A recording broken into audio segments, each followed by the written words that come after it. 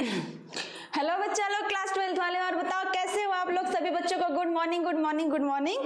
ठीक है, तो चलो स्टार्ट हो गया है, जो कि आप बच्चों का डिमांड भी था कि डायग्राम वाला पोर्शन भी जरूर करा दीजिए, जिसमें कि डायग्राम में कुछ ऐसे पॉइंट है जिसको मैंने बोला था कि मैं जरूर करवाऊंगी। ठीक है, मैं उसको ड्रॉ करके बताऊंगी कि कैसे आपको on the spot exam time में करना है बच्चा। ठीक है, और जो कुछ क्वेश्चन भी है बच्चों का वो भी देखते हैं अभी। ठीक है, तो चलिए एकदम आंखों एकदम पेन कॉपी लेकर बैठ जाइएगा, अच्छे से फेस वॉश भी कर लीजिएगा ताकि नींद ना आए, है ना। कुछ इंपॉर्टेंट भी बताना है। और जो लास्ट टाइम, कल का नहीं परसों वाली क्लास में 2 पॉइंट छूटा हुआ था ना, मैंने बताया था, तो वो वाला भी कराना है। अच्छा, वो एक बच्चे ने मुझे रिमाइंड भी करा दिया कि वड़ानता हीमोफीलिया छूटा है, मैं उसको करा दीजिए, तो जरूर मैं उसको भी आज कवर करवा लेती हूँ। ठीक है, बहुत सारी चीजें आपको अच्छे से क्लियर हो जाएंगी, है ना। तो रेडी हो बच्चा, रेडी हो बच्चा। ठीक है, चलो, तो इंपॉर्टेंट आप देख रहे हो कि थंबनेल से क्लियर होगा कि डायग्राम इंपॉर्टेंट कौन कौन से हैं, यानी 1 to 13 में डायग्राम कौन कौन से हैं। कुछ बच्चों का ये भी है कि आगे वाले चैप्टर का पूछ रहे हैं, तो आज शाम को आपको देखने को मिलेगा बच्चा। ठीक है, आज शाम को आपको इंपॉर्टेंट जो चीजें हैं, बच्चे कितने हैं, चैप्टर नंबर 8 to 13 तक के, वो मोस्ट इंपॉर्टेंट चीजें आपको आज शाम को देखने को मिल जाएंगी। ठीक है, तो रेडी हो कि नहीं, एक बार बताना, जोरदार शेयर करना। थोड़ा सा वो व्यू जो है ना बच्चे बहुत कम दिख रहे हैं, हो सकता है कि सोए हो या नोटिफिकेशन नहीं मिला हो, तो अपनी तरफ से शेयर मार दो, एकदम फैला दो, क्योंकि मोस्ट इंपॉर्टेंट डायग्राम आने वाला है ना। तो देखते हैं, और आपको देखने को ये भी मिलेगा कि कौन से चैप्टर से सबसे ज्यादा डायग्राम आते हैं। ठीक है, चैप्टर वाइज मैं बताते चलूंगी, मतलब नाम बताते चलूंगी कि इस चैप्टर से इतने, देखो इतने सारे डायग्राम हैं। ठीक है, रेडी हो बच्चा, रेडी हो।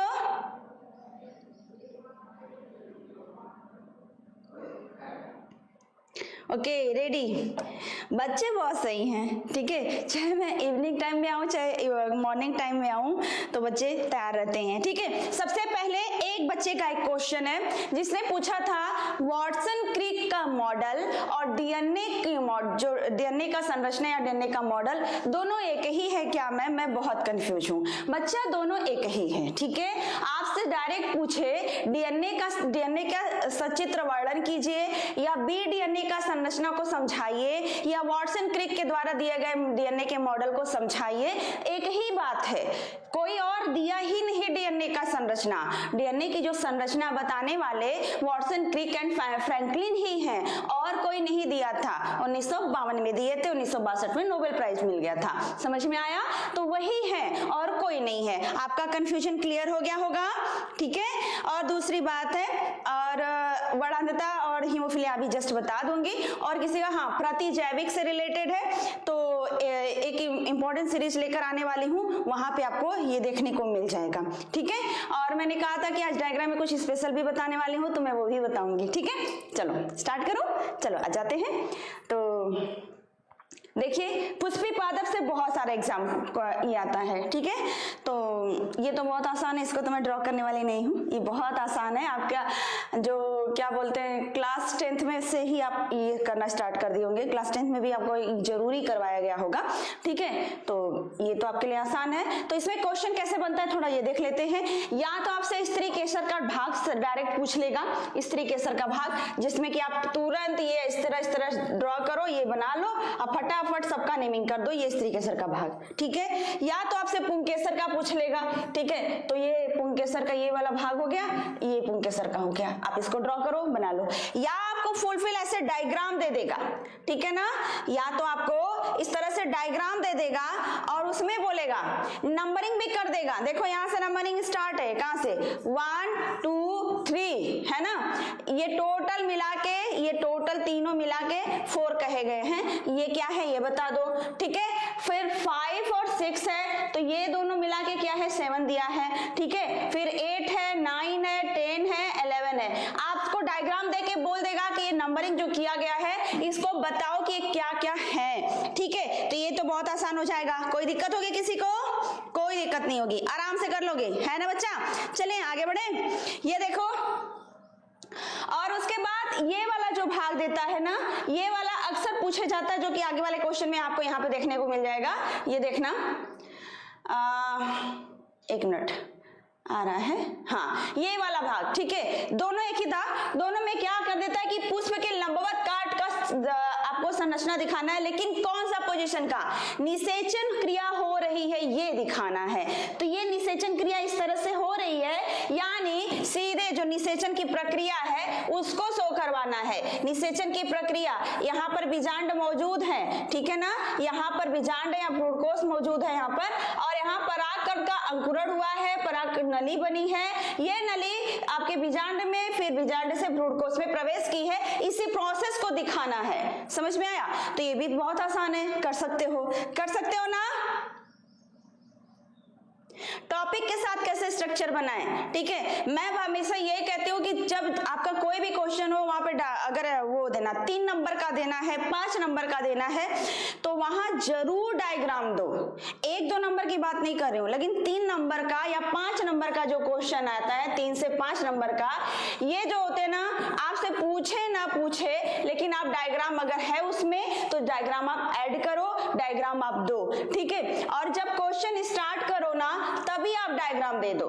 जब क्वेश्चन आप लिखना स्टार्ट करो, क्वेश्चन का आंसर, ठीक है, तो सबसे पहले आप डायग्राम दे दो, क्योंकि वो डायग्राम ही अट्रैक्ट कर लेता है एग्जामिनर को। वो आगे का पेज पढ़े ना पढ़े, डायग्राम से समझ जाता है कि बच्चे को नॉलेज है। समझ में आया? तो पहले ही, सबसे पहले आपको डायग्राम ही देना है, यानी कि जो भी डायग्राम है पहले ये डायग्राम दे लिया, अब इसके बारे में आपको पूछा है तो डिटेल मार दो, ठीक है। अगर दे दिया सीधे सीधे, आवश्यकता, वर्णन की आवश्यकता नहीं है तो उसके बारे में नहीं लिखना है तो मत लिखो। समझ में आया? क्लियर है ना? क्लियर है बच्चा?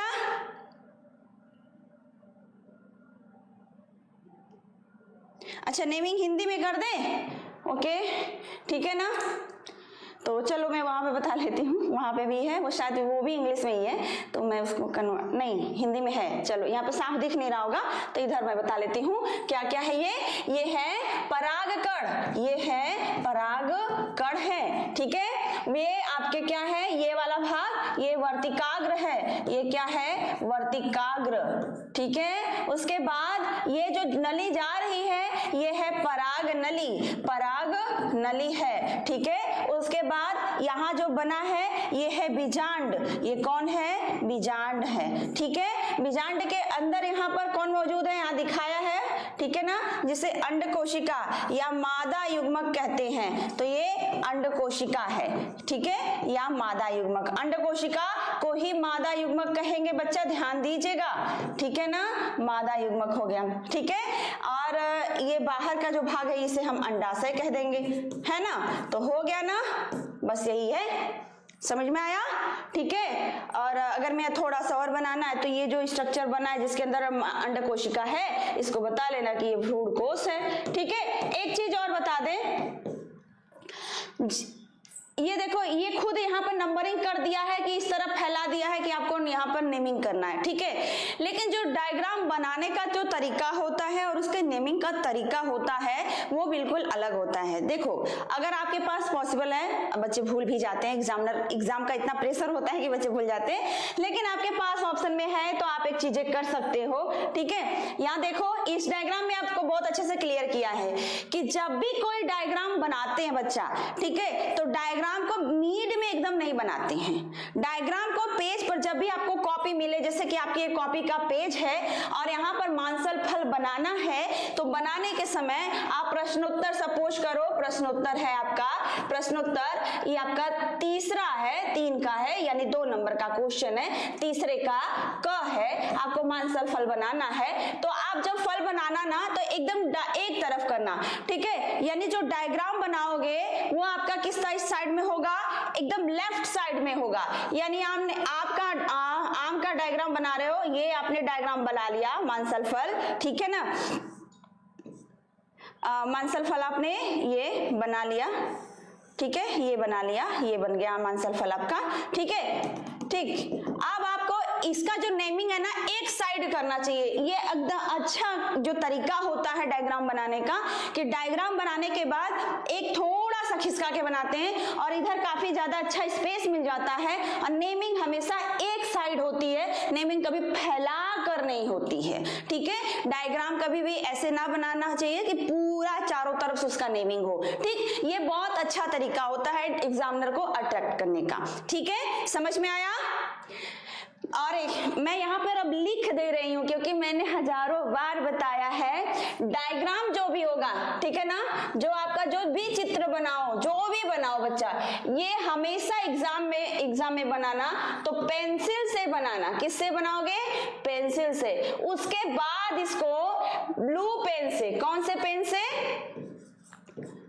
ब्लू पेन से कलर कर देना, ठीक है, मतलब कलर का उसको आउटलाइन दे देना। फिर उसके बाद जो नेमिंग होगा, नेमिंग यानी कि नामकरण होगा, है ना, नामकरण होगा ना, इस नामकरण को हमेशा ब्लैक से लिखना। किससे लिखना?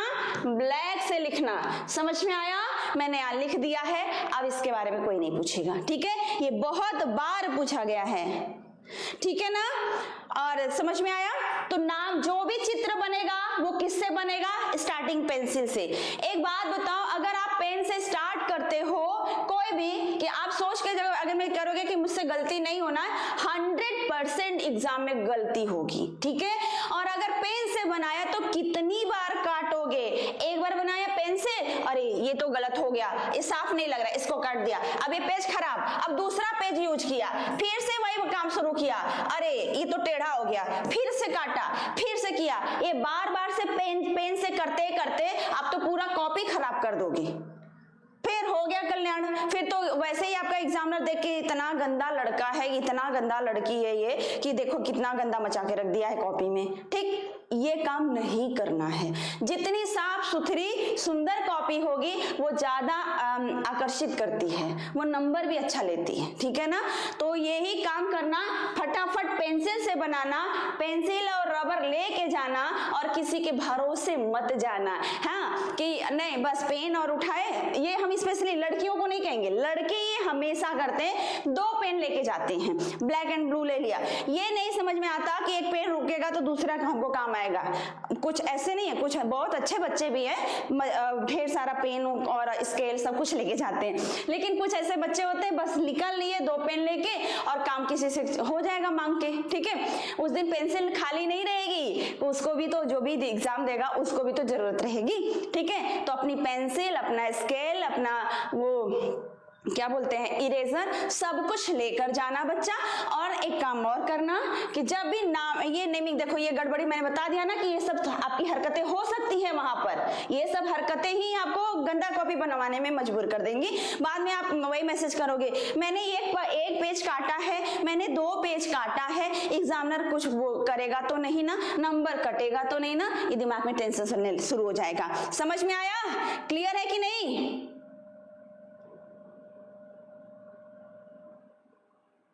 ठीक है, क्लियर है ना बच्चा? हाँ, तो दिमाग में बैठा के रखो, ठीक। और उसके बाद यहाँ देखो, जब भी नेमिंग करना ना, तो देखो अब मैं फिर से इरेज करके इनको ठीक साफ साफ बनाने जा रही हूँ, ध्यान देना कि क्या करना है, ठीक। तो ध्यान देना, तो ये सपोज करो कि आपने आम का बना लिया, सपोज करो कि आम का ये फल बन गया, ठीक है, आम का बन गया ना। इसके बाद क्या करना है, जो नेमिंग करना ना, तो जो लाइन खींचते हैं ना, कि मैं डायरेक्ट बोल दे रही हूँ ना कि ये देखो, ये इसका वार फल भित्ति है, ये इसका मध्य फल भित्ति है, ये इस अंतः फल भित्ति है, ये इसका मध्य फल भित्ति है, मैं बोल दे रही हूँ ना, ठीक है। लेकिन जब भी आप नेमिंग करो तो स्केल से इसको खींचना, इसको सीधा स्केल ऐसे रखना और ऐसे रखने के बाद यहाँ पर ऐसे करना, ठीक है, सीधा करना, स्केल से ही ये लाइन होनी चाहिए, एकदम सुंदर सुंदर साफ साफ होनी चाहिए। क्या यूज करोगे? पेंसिल। अब इस डायग्राम में क्या क्या यूज हो गया आपका? पेंसिल है ना, ब्लू पेन ही होगा, ठीक है, उसके बाद ब्लू पेन है ना, उसके बाद आपका ब्लैक पेन होगा। ब्लैक पेन किसके लिए है? नेमिंग के लिए है, हाँ। और इसी के साथ कौन लगा रहेगा? स्केल लगा रहेगा, है ना। तो ये चीजें आपको रखनी पड़ेगी, कॉपी, साथ में इरेजर भी रख लेना, ठीक है ना, साथ में इरेजर रख लेना गलतियों को साफ करने के लिए, मिटाने के लिए। समझ में आया?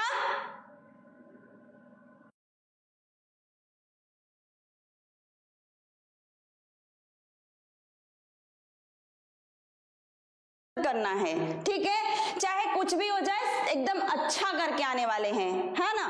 तो एकदम अपनी तरफ से देखो, एक बात बताएं, जब भी आप एक नॉर्मल सी बात बता रहे हैं, ठीक है, कभी कभी आप नया कपड़ा पहन लेते हो, खूब अच्छे से तैयार हो जाते हो, सबकी बात करते हैं, हम लोग को भी अच्छा लगता है, तो उसके बाद जब हम अपने आप को अच्छा लगता है कि हाँ मैं बहुत अच्छा लग रहा हूँ, मैं बहुत अच्छी लग रही हूँ, तो थोड़ा सा कॉन्फिडेंस रहता है, ठीक है, उसके बाद आपको पूरा दिन बहुत अच्छा लगता है। वैसे दिमाग में चीजों को लाओ कि मेरा बहुत अच्छा होगा, मेरी इतनी तैयारी हो गई है। और दूसरी बात यह है कि बच्चे करें मुझे डर लग रहा है, मुझे डर लग रहा है, कैसे याद करें कैसे नहीं याद करें, ठीक है, कुछ नहीं करना है। जब सोने जाते हो ना, सोने पूरे दिन में आपने बायोलॉजी में क्या पढ़ा है, सिर्फ बायोलॉजी की बात नहीं कर रही हूँ, फिजिक्स है, केमिस्ट्री है, बायो है, मैथ है, हिंदी है, इंग्लिश है, जो भी है, ठीक, सबकी बात करें।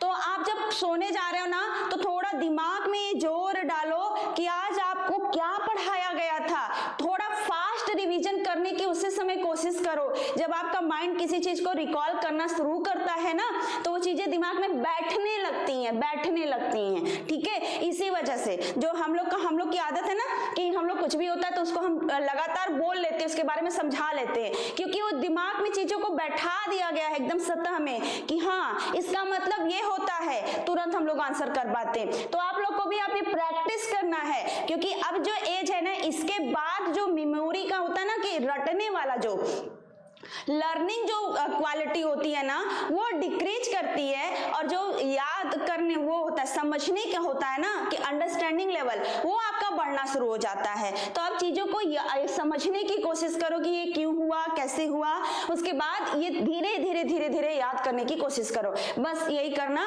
सोने से पहले आधा घंटा बिस्तर पे ही लेटे रहो, लेकिन आपको इससे एक अच्छी नींद भी आ जाती है। आप सोचते सोचते कब सो जाओगे पता भी नहीं चलेगा, ऐसा होता है, ठीक है। तो तुरंत आप ऐसे लेटो। अच्छा, आप कल जैसे आज अभी चल रहा है तो कौन कौन से इंपॉर्टेंट डायग्राम बताया गया था, एक बार दिमाग में दौड़ा लो, क्योंकि कई बार आया है। हो गया, क्या क्या मैंने बताया, पेंसिल का ही यूज करना है, मस्ट है, पेंसिल से बना लो, उसके बाद पेन से आप उसको ब्लू पेन से आउटलाइन दे देना, उसके बाद ब्लैक पेन और स्केल की सहायता से नाम लिखना, ठीक है, ये मैंने बताया था। फिर मैंने बताया था कि जो नेमिंग करना है, डायग्राम को थोड़ा सा खिसका देना लेफ्ट साइड में। नेमिंग हमेशा डायग्राम के राइट साइड में होता है। जब भी नेमिंग होता है डायग्राम का, तो जो डायग्राम बना है उसके राइट साइड में, यानी कि दाहिने साइड में नेमिंग किया जाता है। ये दिमाग में बैठा लेना। समझ में आया कि नहीं आया? क्लियर है कि नहीं? बता दो बच्चा बस इतना कि क्लियर है, कर लोगे, जबरदस्त करके आओगे। मुझे इस बार है इतना तो कॉन्फिडेंस है कि बच्चे अच्छा करके जरूर आने वाले हैं, है ना बच्चा? गुड मॉर्निंग बच्चा, गुड मॉर्निंग। हाँ, आज ही नहीं, मालूम है बच्चा कि आज एग्जाम नहीं है, आपका 3 को है। ये रोज की तैयारी ऐसी ही होनी चाहिए कि मेरा आज ही एग्जाम है, ठीक है। जब इस लेवल की तैयारी होगी ना तो जबरदस्त होगी, ठीक है। चलो, और मैं बार बार यही कही हूँ ना कि प्रैक्टिस, जो क्वेश्चन में आपको लगे कि मुझे अच्छे से याद नहीं हो रहा ना, उसके लिए एक और ट्रिक है, उसको ना जितना याद है उतनी कॉपी में पेन से आप लिखना शुरू कर दो। जितना याद है उतना ही लिखो, थोड़ा सा जोर देने की कोशिश करो कि क्या और पॉइंट हो सकता है। फिर अपना ओरिजिनल कॉपी को उठाओ, मैच कराओ, अरे ये छूट गया, तो जो छूटा रहता है ना वो फिर याद हो जाता है, ठीक है। ऐसे कहते हो अरे ये तो बहुत आसान था, कैसे छूट गया, कैसे छूट गया, तुरंत याद आ जाता है। ऐसे ट्रिक करो, ऐसे तैयारी करो, ठीक है। जो याद है तो वो तो कर ही लोगे, जो आपको लग रहा है कि ये थोड़ा सा कंफ्यूजन क्रिएट कर रहा है, ये थोड़ा मुझे समझ में नहीं आ रहा है, पूछना है तो मेरे से पूछ लो।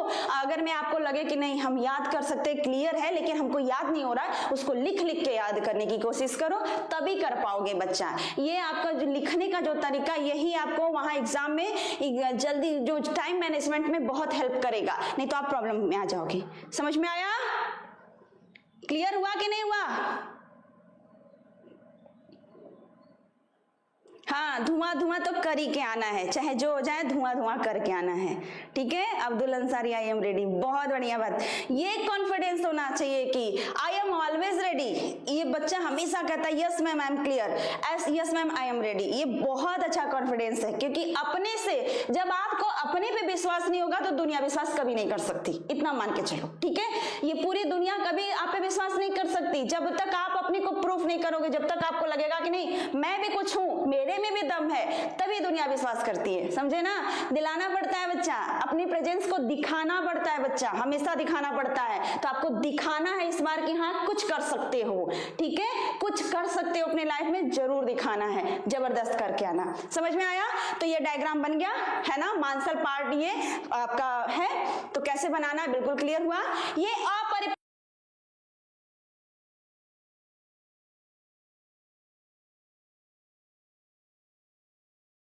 भी नहीं है ना। इसके आपको प्रॉब्लम होगी कि यहाँ पर इंग्लिश में नेमिंग किया है, मैं इसको हिंदी में कर देती हूँ, है ना बच्चा।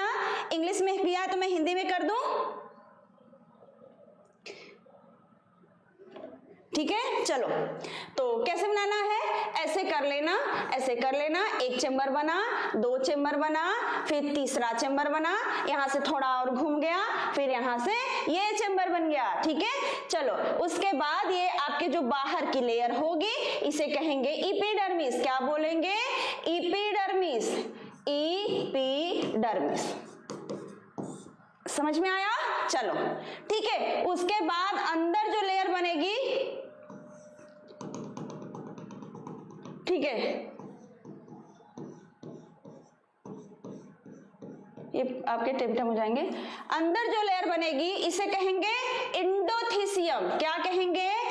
इंडोथीसियम, ठीक है, इंडोथीसियम। उसके बाद जो है आपके इंडोथीसियम ही आपका 2 से 3 परत का होता है, 2 से 3 लेयर का, ठीक है। इसके बाद जो है आपकी मध्य परत हो जाएंगी, छोटी छोटी बहुत सारी कोशिकाएं होती हैं, ये मध्य परत होती हैं। और जो आपके जो ये होते हैं ना, क्या इनको बोलते हैं, टेपिटम, इनकी कोशिकाएं थोड़ी बड़ी होती हैं, ठीक है। हर एक में अच्छे से केंद्रक क्लियर होता है, ठीक है, इनके में अच्छे से केंद्रक क्लियर होता है और इनकी कोशिकाएं थोड़ी बड़ी होती हैं, ये टेपिटम कहलाते हैं, ठीक है ना। टेपिटम जो कि लघु बीजाणुधानी के जस्ट बाहर चिपके हुए रहते हैं, ठीक है। और ये जो बीच में थी इनको क्या बोले थे? मध्य परत, मध्य परत। ये भी 2 से 3 का हो सकता है। समझ में आया? ठीक है। अब बात करेंगे अंदर क्या मौजूद है, छोटी छोटी लघु बीजाणु मातृकोशिका। क्या मौजूद है? लघु, ये बाहर की जो है लेयर होगी ये वाली, इसे लघु बीजाणु धानी कहेंगे। क्या कहेंगे? लघु बीजाणु धानी, लघु बीजाणु धानी बोलेंगे, ठीक है। और अंदर क्या है? लघु बीजाणु मातृकोशिका, ठीक है ना बच्चा। बस यही कर लेना बाबू, सब अच्छा होगा, ठीक है। बस दिमाग में बिठा के चलो कि अच्छा करना है तो बस अच्छा करना बच्चा। समझ में आया? क्लियर है ना? टेपिटम, बहुत अच्छी बात है। टेपिटम किसे कहते हैं? टेपिटम वो कोशिका का मतलब एक कोशिकीय परत होता है जो लघु बीजाणु धानी के बाहर होता है, जो लघु बीजाणु के पोषण, लघु बीजाणु के परिवर्धन के समय, ग्रोथ के समय, वृद्धि के समय पोषण देने का काम करता है और लघु बीजाणु का सुरक्षा भी करता है। समझ में आया? यही चीज है। इतना हो गया, बस क्लियर। आगे बढ़ते हैं। ये आपका अपरिपक्व है। आप यहाँ पे और यहाँ पे अंतर समझ में आ रहा होगा ना। यहाँ पे पूरी तरह से पैक है, कहीं से फटा नहीं है। जब वो पैक है तो अपरिपक्व होगा। अपरिपक्व को ही कभी कभी बोलता है तरुण, तरुण पराग कोश का बनाइए। कभी कभी लिखता है कि युवा, हाँ, युवा पराग कोश का अनुप्रस्थ काट का चित्र दीजिए, है ना, ऐसे। तो या अपरिपक्व बोले या तरुण बोले या युवा बोले, यानी कि अभी नया है बच्चा, फटा नहीं है ना, यही है। समझ में आया? चलो आगे बढ़ते हैं, ठीक है। फास्ट ही चलेंगे, अब जितना ट्रिक देना था वो मैंने दे दिया है, फास्ट ही चलेंगे, डोंट वरी, ठीक है, फास्ट ही चलेंगे।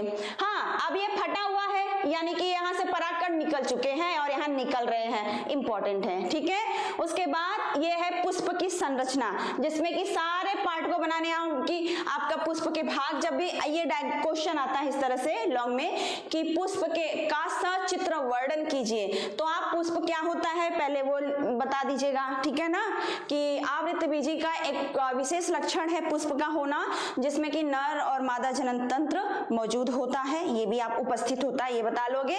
फिर पुष्प के भाग में सहायक अंग में बाह्य दल और दल हो जाएगा, मुख्य अंग में जायांग और पुमंग हो जाएगा सबके बारे में बता देना, जैसे बताया था बिल्कुल वैसे बता देना। क्लियर हो गया, ठीक है। और सबके यहाँ पर नेमिंग कर लेना, हो जाएगा ना। ये नेमिंग जो किया है ना, घुमा घुमा के यहाँ वहां से कर दिया है, क्योंकि जो पुष्प के भाग में जब चलते हैं तो पूरा बहुत ज्यादा नेमिंग हो जाता है, तो कोशिश करना कि एक ही तरफ नेमिंग हो, ठीक है। और ये है बीजांड की संरचना। बीजांड भी आसान है, फटाफट ड्रॉ करना, लेकिन पेंसिल से शुरू में करना, ठीक है, पेंसिल से करना बच्चा, पेन से बिल्कुल मत करना, समझ में आया जरूर, है ना बच्चा। ये डायग्राम है, तुरंत इसकी नेमिंग करना। ये निभाग है, ये क्या है, निभाग है, ठीक है। ये क्या है, बीजांड द्वार है, ठीक है, क्योंकि हमने इंग्लिश में किया है, बच्चे फिर परेशान हो जाएंगे, इसीलिए। ये है बाह्य अध्यावरण दो होता है, बाह्य होता है और अंतः होता है। ये है अंतः अध्यावरण, ठीक है। उसके बाद है बच्चा, ये है अंदर आपके बीजांड काय, ठीक है। उसके बाद ये जो मौजूद है यहाँ पर बता रहे इनको, ये है बीजांड वृंत, ठीक है। यहाँ छोटा सा घुमाव रहता है जिसे हम कहते हैं नाभिका या हाइलम, नाभिका कह लेते हैं या हाइलम, ठीक है। क्लियर हुआ। आगे बात करते हैं, यहाँ ऊपर जो मौजूद है ना, इन्हें कहते हैं प्रतिमुख कोशिका, ठीक है, प्रतिमुख कोशिका। ये द्वितीयक केंद्रक है, ये है जो ये द्वितीयक केंद्रक है, ठीक है। यहाँ जो है ये है अंड कोशिका, मादा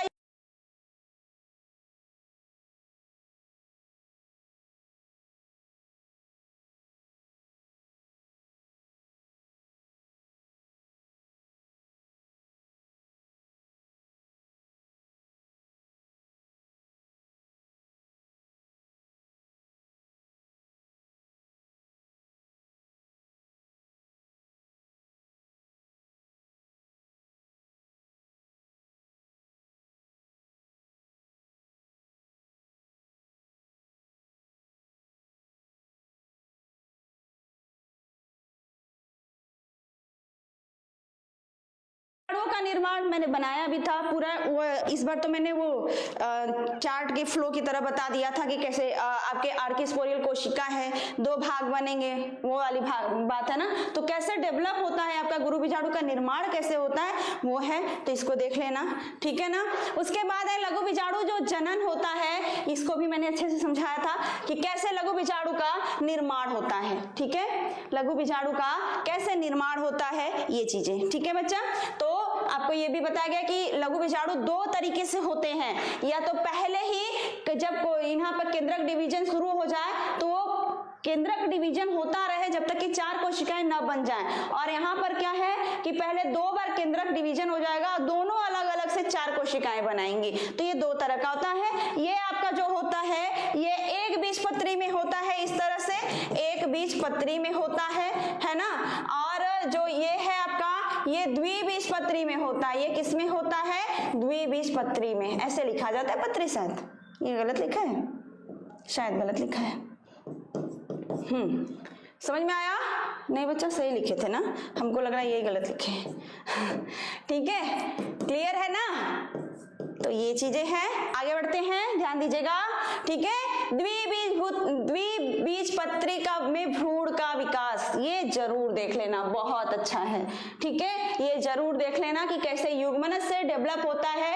भ्रूणी कोशिका निलंबक, निलंबक में चूसक बनेगा या भ्रूणी में अष्टक बनेगा, अष्टक से आपके हृदयाकार संरचना बन जाएगी। और ये चूसक निलंबक जो रहेंगे ये आगे चल के क्या करते हैं बच्चा कि बस तभी तक रहते हैं, देखो निलंबक यहाँ पे गायब होना शुरू हो गया है, तभी तक रहते हैं जब तक ये भ्रूण अच्छे से विकास करके कुछ पत्तियों का निर्माण ना कर ले, अपना भोजन प्रकाश संश्लेषण द्वारा बनाना शुरू ना कर दे, तब तक के लिए रहते हैं, उसके बाद ही हट जाते हैं।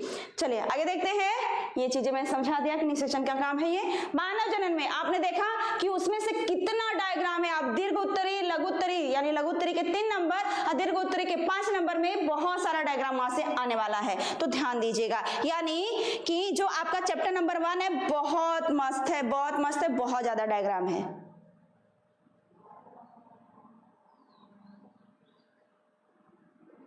मैम आप नहीं चाहती कि हम क्लास नहीं देखें, क्या मतलब है? बच्चा कुछ समझ में नहीं आ रहा है। अच्छा, बार बार क्लास ब्लैक हो जा रहा है, मैंने ध्यान ही नहीं दिया बच्चा।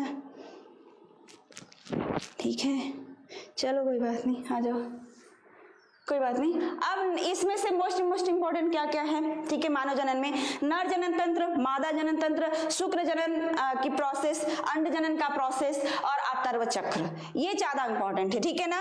ये हो गया मादा जनन तंत्र, हो गया ये शुक्राणु, हो गया फिर अंडाणु, हो गया, सब बताया गया है, डायग्राम बनाए भी थे। हाँ, और ये स्तन ग्रंथियों का है, ठीक है, और ये शुक्र जनन है, ठीक है बच्चा, अंड जनन है, ठीक, देख रहे हो, और आतर्व चक्र, और आतर्व चक्र के बाद ये है, तो आपके ये जब ये वाला कोशिका आएगा, यहां से एक बात देख लेना, यहां से देखना, 1 मिनट, ठीक है, ध्यान देना, ठीक। ये जो है ये आपका लॉन्ग क्वेश्चन में आएगा, जब भी आएगा लॉन्ग क्वेश्चन बनकर आएगा, ठीक है, लॉन्ग क्वेश्चन बनकर आएगा, जब भी आएगा लॉन्ग में आएगा, ठीक है। दूसरा ये देखो, ये भी आएगा तो लॉन्ग में आएगा, ठीक है, लॉन्ग में ही आएगा। फिर इसके बाद ये जब आएगा बच्चा, तो आपसे ये डायग्राम के साथ मांगा, अगर मैं आपके शुक्राणु की संरचना वर्णन भी आया तो ये आपके 3 नंबर में है, किस में आएगा? 3 नंबर में, इसी तरह आता है ये, ठीक है। उसके बाद ये जब आएगा तो आपका ये भी आएगा 3 नंबर में, ठीक है, 3 नंबर वाला है, 3 मार्क्स का, ठीक। इसके बाद ये देखो, ये जो आएगा ये भी आपके 3 मार्क्स का आएगा, इसके थोड़ा सा कम चांसेस होते हैं, लेकिन ये आता है, ऐसा नहीं कि नहीं आया है, आता है, ठीक है। अब ये जो पूछेगा ना शुक्र जनन का, ये पूरा प्रोसेस भी होगा और ये पूरा डायग्राम भी होगा, तो ये आपके लॉन्ग क्वेश्चन में ये भी चला जाता है, ये लॉन्ग क्वेश्चन में भी चला जाता है, समझ में आया। आगे बढ़ते हैं। अंड जनन भी आपके लॉन्ग क्वेश्चन में जाता है, क्योंकि सारा प्रोसेस को डिटेल करने में टाइम लगता है, लॉन्ग क्वेश्चन, क्लियर है। आगे देखते हैं, ये देखिए ये भी आएगा, तो ये आपसे अगर ये सिर्फ आपका डेफिनेशन वाला प्रोसेस है, 2 नंबर का अतर्व चक्र बताओ, तो वहां डायग्राम नहीं देना है, ये डायग्राम तभी देना है जब ये आपसे 3 नंबर में पूछे या 5 नंबर में पूछे। 3 में पूछेगा तो एकदम शॉर्ट में डिटेल करो, संक्षिप्त टिप्पणी लिखो और डायग्राम दे दो। अगर 5 नंबर में पूछा है तो पूरे डिटेल के साथ करो कि कौन कौन सी घटनाएं होती हैं, कौन कौन सा हार्मोन्स निकलता है, कितने दिन का होता है, कब अंडोत्सर्ग होता है, सारा चीजें आप बताओगे। यहाँ पे लिखा भी है, ये देखो जिस तरह से क्वेश्चन है ना, ये लॉन्ग क्वेश्चन है, ये जो क्वेश्चन है ना कि आतर्व चक्र के दौरान विभिन्न घटनाओं का आरेखीय निरूपण कीजिए, ये आपका लॉन्ग क्वेश्चन है, हाँ 5 नंबर का। ये आपसे सिर्फ डायग्राम मांगता है, व्याख्या की आवश्यकता नहीं है, ऐसा बोलता है, व्याख्या की आवश्यकता नहीं है ऐसा बोलता है, ठीक है ना, नहीं, समझ में आया। तो सिर्फ डायग्राम मांगता है, यानी वृषण के अंदर जो शुक्रजनक नलिकाएं ढेर सारी होती हैं, उसके कट को देखने के लिए बोलता है उसको, कि उसके अंदर किस तरह से शुक्राणु का निर्माण हो रहा है। यहाँ पर ये आपके वो है प्राथमिक जो जनन एपिथेलियम की कोशिकाएं हैं शुक्रजनन की, वो हैं, उससे आपके यहाँ पर प्राथमिक शुक्राणुजन बने हैं, फिर उसके बाद आपके द्वितीयक बने हैं, द्वितीयक के बाद स्पर्मेटिड बने हैं, स्पर्मेटिड के बाद अंदर ये शुक्राणु का निर्माण हो गया कायांतरण के बाद, और ये आपके लंबवत देखने को मिलेंगी। ये कौन है? आपके सर्टोली कोशिका। इसी को डायग्राम जो है ना बच्चा यही मांगता है, इसी पे ध्यान दीजिएगा। यहाँ पर सिर्फ ये आपके ये जब भी मांगेगा तो अगर मैं आवश्यकता की वर्णन का जरूरत नहीं है तो 2 नंबर में देके बस ये हट जाएगा, ठीक है, या 2 या 3 ये फिक्स रहता है। इसमें भी आपको सिर्फ और सिर्फ डायग्राम मांगता है, सिर्फ डायग्राम मांगता है और कुछ नहीं मांगता है। समझ में आया? सिर्फ डायग्राम मांगेगा और कुछ नहीं मांगेगा। समझ में आया? तो ये देख लेना। उसके बाद है, आ जाते हैं, देखो अब चैप्टर 1 चैप्टर 2 इंपॉर्टेंट है, बहुत सारा डायग्राम निकल कर आया। इस वाले में से बहुत ज्यादा डायग्राम नहीं है, हर से चेस आते हैं, ठीक है ना, हर से चेस आते हैं। ये वाला जो अभी कल ही आपको बताया गया था कि जो सल्फर और फास्फोरस को लेकर समझाए थे कि डीएनए ही जेनेटिक मटेरियल है, तो इसको ये बहुत इंपॉर्टेंट है। और ये है जिसको बच्चे ने कहा था कि डीएनए की संरचना कह लो, ठीक है। ये देखो, ये जो अभी आएगा ये लॉन्ग आएगा, ये लॉन्ग क्वेश्चन में आएगा, डायग्राम देना मस्ट है लॉन्ग में, 3 नंबर में डायग्राम जरूर दो। ये भी आएगा, तो या तो आपसे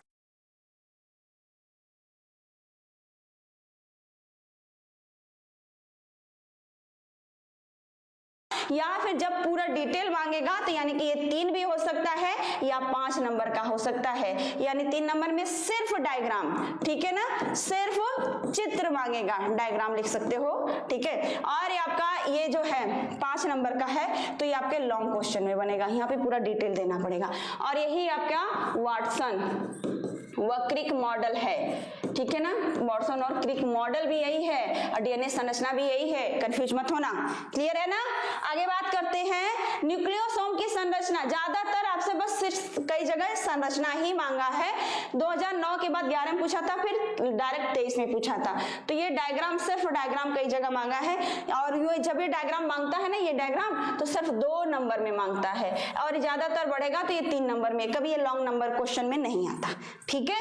उसके बाद है ये ये द्विगुणन का है, डीएनए में द्विगुणन की जो संरचना दिखाई जाती है ये, ठीक है ना, तो ये किसका है, डीएनए द्विगुणन, द्विगुणन, डीएनए द्विगुणन को समझाया है, ठीक है।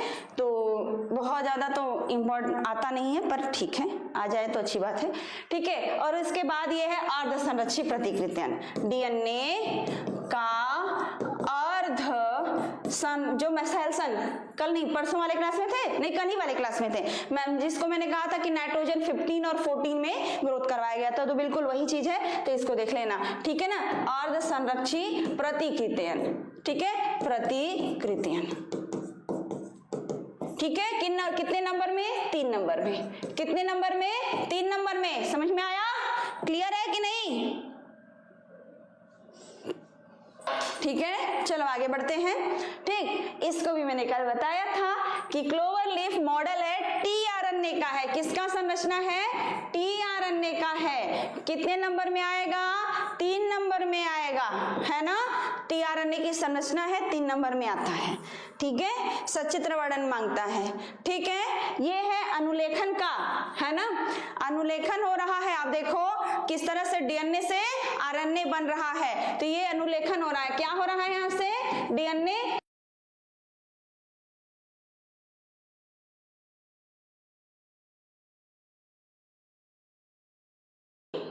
लिप्यंतरण, क्या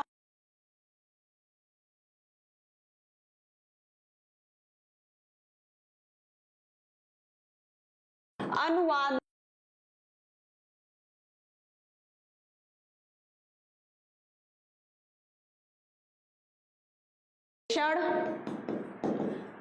संश्लेषण, ठीक है, लिप्यंतरण, ये सब एक ही है, ये सब एक ही है बच्चा, सब के सब एक ही है, ठीक है। और यहां पर आपका है अनुलेखन, अनुलेखन और ट्रांसलेशन, ट्रांसलेशन, ठीक है ना, अनुलेखन व ट्रांसलेशन ये दोनों एक होते हैं, ठीक है, ये दोनों एक होते हैं, समझ में आया। वहां डीएनए टू आरएनए होता है, यहाँ पर आरएनए से प्रोटीन बनता है, आरएनए टू प्रोटीन होता है, समझ में आया, क्लियर हुआ कि नहीं हुआ, बार बार स्क्रीन ब्लैक हो जा रही है, अभी ठीक है, क्या बोले, अभी क्लियर है बच्चा,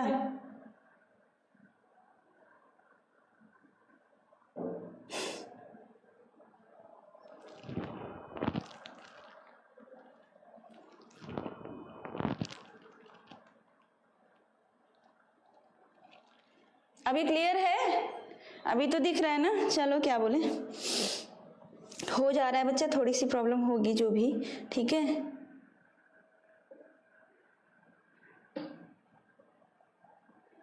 कोई बात नहीं, इवनिंग वाली क्लास में नहीं होगा क्योंकि वो ऊपर वाले स्टूडियो में होगा ना, तो एकदम अच्छे से वहां पे क्लियर होता है, कभी ब्लैक नहीं होता। क्लियर हुआ? एकदम क्लियर है। जिस बच्चे का क्वेश्चन है तो उसको समझ में आ गया होगा, ठीक है। विकास वाले में स्टैनले मिलर आएंगे, ये नहीं आएगा बच्चा। लुईस पास्चर तो बहुत पहले पूछे गए थे, अब नहीं पूछे जाते हैं, ठीक है। तो स्टैनले मिलर ये इंपॉर्टेंट है, कल वाले क्लास में इसको समझाया भी था कि किस तरह से दुनिया में आपके सरल कार्बनिक पदार्थ से जटिल कार्बनिक पदार्थ बना होगा, इसके बारे में स्टैनले मिलर ने बताया था। ये बहुत बढ़िया डायग्राम है, कर लेना इसको, ठीक है। और देखो इसमें से सिर्फ एक ही क्वेश्चन आया है, ठीक है। आपने देखा चैप्टर नंबर 1 और 2 सबसे ज्यादा डायग्राम दे रहे हैं, है ना। उसके बाद थर्ड वाला भी, यानी थर्ड यानी कि चैप्टर नंबर 5 भी ठीक ही ठाक था। अब मानव स्वास्थ्य एवं रोग में से वाई जो ये है आपका स्ट्रक्चर बना हुआ प्रतिरक्षी अणु का, ये वाला डायग्राम भी जरूरी है, इसको भी कर लेना। भारी श्रृंखला, छोटी हल्की श्रृंखला, और यहाँ पे प्रतिजन का जो है वो स्टैंड बना लेना। यहाँ पर आपके डाइसल्फाइड बॉन्ड है उसको दिखा लेना, ये जरूर बना लेना, जरूरी है, प्रैक्टिस करोगे। इसको भी मैं ड्रॉ करके अभी समझा देती हूँ कि कैसे होता है, ठीक है ना। प्लाज्मोडियम का जो है, ये प्लाज्मोडियम का जीवन चक्र है। हमारे शरीर में प्लाज्मोडियम किस तरह से फैलता है मैं अपनी भाषा में बताऊंगी, मैं अपनी भाषा में बताऊंगी, चिंता मत करना, ठीक है। ये जो लिखा है ठीक है, मैं अपनी भाषा में बताऊंगी, स्क्रीनशॉट ले लेना फटाक से, ठीक है। इंपॉर्टेंट है वो, ये मोस्ट इंपॉर्टेंट है। ये जब सिर्फ ये डायग्राम पूछता है, सिर्फ और सिर्फ डायग्राम, ठीक है ना, ठीक है। अगर वनली आपसे डायग्राम मांगेगा, यही सही। प्लाज्मोडियम वाइवस का जीवन चक्र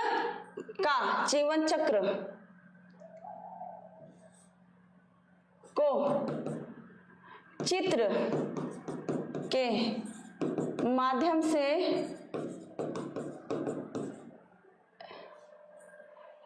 क्या बोलते हैं, निरूपित कीजिए, नहीं माध्यम से समझाइए, हाँ समझाइए, ऐसे, ठीक है ना। ये भी हो जाए। या तो प्लाज्मोडियम के जीवन चक्र का केवल रेखाचित्र कीजिए, केवल चित्र कीजिए, और बोलेगा सीधे कि सीधे बोलता है, ब्रैकेट में लिख देता है वर्णन की आवश्यकता नहीं है, वर्णन की आवश्यकता नहीं है, ये बोल देगा। तो सिर्फ डायग्राम देना है, सिर्फ डायग्राम देना है, तो 3 नंबर का, ठीक है ना। सिर्फ चित्र आएगा, सिर्फ चित्र है तो ये 3 है, ये 3 नंबर का है। लेकिन डायग्राम के साथ वर्णन भी करना है, ये आने के बाद तो आपको क्या हो जाता है, 5 नंबर का हो जाता है। यानी ये डायग्राम हो जाएगा, यानी ये डायग्राम प्लस वर्णन भी है, डायग्राम प्लस वर्णन है, तब ये बनेगा लॉन्ग क्वेश्चन, और ये बनेगा 5 नंबर का, तब ये बनेगा 5 नंबर का। समझ में आया? क्लियर होगा? आई थिंक क्लियर है ना, क्लियर है? आगे बात करते हैं।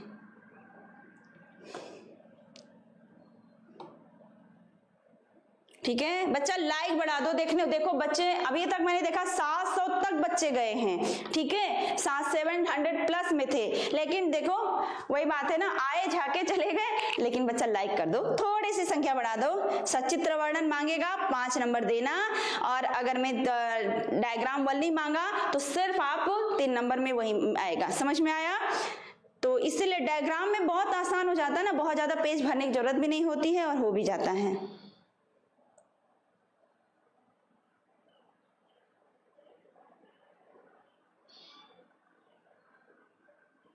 हो गया? डीएनए और आरएनए में अंतर बता दे बच्चा। इसको तो मैंने कल कहा था कि आप खुद से कर लेना ना। सूक्ष्म जीव में बायोगैस, इसका एक ही डायग्राम ही है बायोगैस का, है ना। आज ये भी आपको बहुत आसान भाषा में मिलेगा, बहुत आसान भाषा में आज ये मिल जाएगा आपको, ठीक है। हर एक पार्ट को देख लेंगे। समझ में आया? तो ये डायग्राम जरूर बना लीजिएगा। जैव प्रौद्योगिकी एवं सिद्ध प्रक्रम वाले में से ये भी आपको देखने को मिलेगा, ठीक है ना। आपको ये भी देखने को मिलेगा। ये बायोरिएक्टर है, क्या है ये? बायोरिएक्टर, ठीक है। तो बायोरिएक्टर का है, ये आता है क्वेश्चन, ध्यान दीजिएगा। जब भी आएगा 3 नंबर में आएगा, जब भी आएगा 3 मार्क्स में आएगा। स्टैनले मिलर जो है वो भी 3 नंबर में आते हैं, ठीक है, ध्यान दीजिएगा, ठीक। और और ये जो है आपका ये आएगा जब भी क्वेश्चन, ये दिखाया है आरडीएनए के की प्रक्रिया को दिखाया है, किस तरह से आरडीएनए का निर्माण होता है, पुनर्योगज डीएनए का निर्माण होता है, ये दिखाया है। ये जब भी आएगा ये लॉन्ग क्वेश्चन ही लेकर आएगा, ये लॉन्ग क्वेश्चन ही आएगा, ये फिक्स है, इनका आना है तो लॉन्ग क्वेश्चन में आएंगे। ठीक है, मानव इंसुलिन उत्पादन के चरण के बारे में पूछा है, मानव का इंसुलिन का निर्माण कैसे होता है, डायग्राम भी देना है। डायग्राम मैंने क्या कहा, जब 3 नंबर या 5 नंबर पूछे चाहे मत पूछे डायग्राम दे दो, डायग्राम है तो दे दो बच्चा, दे दो डायग्राम। ठीक है, चोरी क्यों करना, उन्हीं के लिए आप पढ़े हो, उन्हीं को देना है तो दे दो बच्चा। ठीक है, समझ में आया? ठीक है, अब यहां से देखो ये है, तो ये जब भी आएगा मानव इंसुलिन, या तो आपका वो पुनर्योगज पूछे या तो मानव इंसुलिन इधर से पूछे, तो भी ये भी आएगा तो डायग्राम के साथ देना ही है, ये आपसे ऐसे लॉन्ग क्वेश्चन में आ जाएगा। ठीक है, ये है पीसीआर, ये है पीसीआर, हाँ पीसीआर पॉलीमरेज चेन रिएक्शन का है। ठीक है, पॉलीमरेज चेन रिएक्शन जब भी आता है 3 नंबर में आता है, 3 मार्क्स में आता है। ठीक है, 3 मार्क्स में आता है। यहाँ पर यही डायग्राम, ये आपका है निष्क्रियकरण, तापानुशीतलन है, प्रसार है, और ये आपके फाइनल है कि अभिक्रिया आपका कंप्लीट हो गया है। ठीक है, तो ये प्रोसेस है, ध्यान देना। समझ में आया? परितंत्र से जो क्वेश्चन है ये आपके एक तालाब या झील का, ये देखो बहुत पहले ये क्वेश्चन आया हुआ है, तो उसके बाद ये कभी आया नहीं। ठीक है, लेकिन हम देख रहे हैं ना कि 2009 में पूछा तो उठा के 23 में पूछ ले रहा है। ठीक है, बहुत सारे ऐसे क्वेश्चन है कि 15-16 साल के बाद वो क्वेश्चन पूछ रहा है, तो पता नहीं क्यों दिमाग में था कि ये क्वेश्चन आ सकता है। और परितंत्र का जो ये तालाब का वो है ना, तालाब का पारिस्थितिक तंत्र को समझाया है ना, तो उसमें तालाब में जब भी आप बनाना तो यही वाला बनाना जो मैंने समझाया, मैं आज भी समझा दूंगी इसको। ठीक है ना, तालाब या जो भी झील है या पानी का जो है या जलाशय है, ठीक है ना, ठीक है, का परितंत्र या पारिस्थितिक परितंत्र, ठीक है, या पारिस्थितिक समूह एक ही है। तुरंत यहाँ पर कारक के बारे में बताना, यहाँ पे घटक जो हैं इनके तुरंत बताना, अजैविक और यहाँ पे बताना जैविक, ऐसे ही बताना। ठीक है, ऐसे ही बताना। और मैं इसके बारे में पहले भी ये जो क्लास लिए थे 16 फरवरी वाला क्लास लिए है ना, दोपहर में 12 बजे से शाम को 4:30 बजे तक चला था शायद, हाँ, उस वाले में मैंने इसको बताया, तो वहां देख लेना इसको। यहाँ पर अजैविक में आपके क्या क्या आ जाएंगे, कार्बनिक और वो जलवायु कारक, ये 3 आ जाएंगे। यहाँ पर आपके उत्पादक हैं, उपभोक्ता हैं और अब घटक, ये 3 यहाँ पर आ जाएंगे, इनको डिटेल कर लेना। ठीक है बच्चा, समझ में आया? लाइक की संख्या बढ़ाओ बच्चा, इतने जबरदस्त संख्या में आप लोग आए थे, तो थोड़ा सा कम से कम 2000 तक तो लाइक बढ़ाई दो बच्चा। हाँ चलो, अब आगे ये बच्चे ने पूछा कि पिरामिड के बारे में बता दीजिए, और एक बच्चे ने ये भी कहा है कि समष्टि में पिरामिड कैसे बनता है, ये चीजें नहीं समझ में आ रही हैं, है ना, तो शाम को ही बताने वाले हैं क्योंकि उसमें ही डिटेल है। तो देखो, तो ये आपसे पूछता है कि घास के मैदान में जो जड़ संख्या का पिरामिड है उसको रिप्रेजेंट कीजिए। पिरामिड का मतलब क्या होता है? पिरामिड एक बस माध्यम है ये समझाने का कि प्रकृति में किसकी संख्या कितनी होनी चाहिए, ये एक माध्यम है बच्चा, और कुछ नहीं है।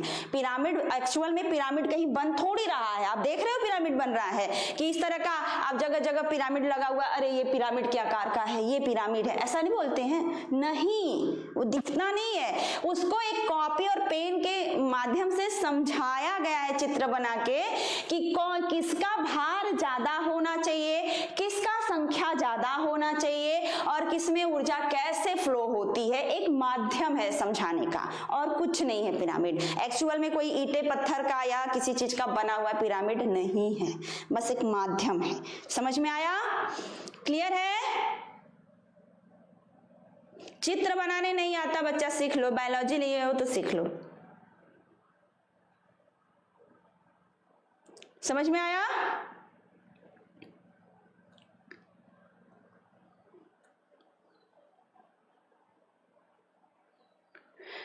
देखो ये कौन है, शालिनी गुप्ता। बता तो दिया था बच्चा, कल ही तो बताया था। शारीरिक और कोशिकीय जो रोध है ना, ये मैंने बताया था। शारीरिक रोध में आपका, मैंने कल वाली क्लास में शाम को देख लेना, ठीक है। तो उसमें मैंने बताया प्रतिरक्षा जो तंत्र है उसमें मैंने बताया है कि आपके सहज और उपार्जित होते, तो सहज वाले में ही 2 स्तर मैंने बताया है, ठीक है। दोनों स्तर में प्राथमिक स्तर जो भी आता है वो आपका शारीरिक में आया है, जिसमें कि आपका लार है, आपका आमाशय है, आपके नेत्र है, कान है और आपके ये त्वचा है, ये सब आपके शारीरिक रोध में आते हैं। और कोशिकी में आपके भक्षण कोशिकाएं, WBC, इंटरफेरॉन, ये जो भी ये चीजें निकल रही है ना, ये कोशिकी वाले में आते हैं। कल वाली क्लास में उठा के देख लेना, मैंने समझाया है, ठीक है। तो समष्टि में क्या है, यहाँ पे देखो पेड़ ये दिखा रहा है, ये संख्या के हिसाब से जैव संख्या यानी जीवों की संख्या, समष्टि यानी आबादी यानी परितंत्र में जो जीवों की संख्या कितनी कितनी होनी चाहिए, ये बताने के लिए एक पिरामिड के आकार बनाया जाता है।